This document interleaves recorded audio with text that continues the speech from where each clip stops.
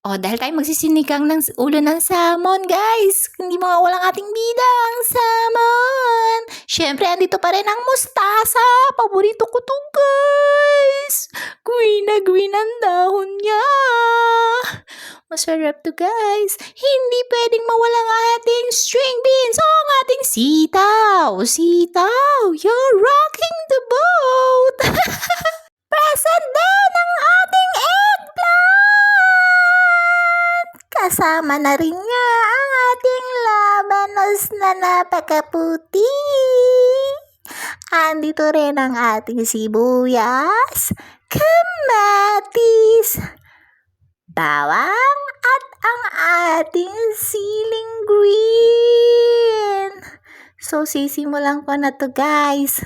Ganto lang yan.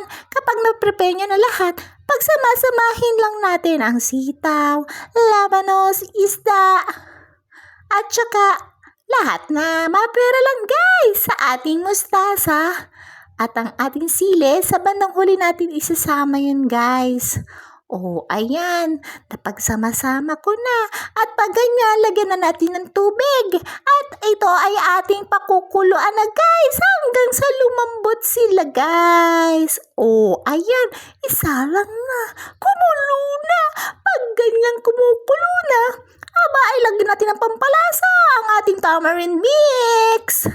Siyempre, kasama din dyan ang ating black pepper. Yan, pino yan, guys. At syempre, samahan na natin ng asin para may konting alat.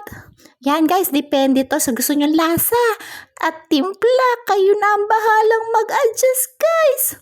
So, hinalo-halo ko lang yan at pagkukuluan. At pagka yan ay naluto na, guys, yung mga yan, humalo na ang lasa. Saka natin isasama ang ating mustasa. Labanos tuloy yan. Sasabihin ko ay mustasa yan. Naalala ko yung bahay kubo. So, ayan. Isinama ko ng ating mustasa. At syempre, hindi magpapahuli ang ating sili, guys. Isasama na rin natin yung 2 pirasong sili. So, pakukulan ko lang yan, guys. Palalambutin ko lang yan. At ayan, luto na. So, pag ganyan, syempre, hindi mawawala ang pagbibigay sa ating kapitbahay. So, ayan. Nakaprepare na ang para sa kanya at dadalhin ko na, guys. O, diba? Ang sarap ng luto ko. Nagbigay pa ako sa aking kapitbahay, ang inyong kapitbahay. Thank you for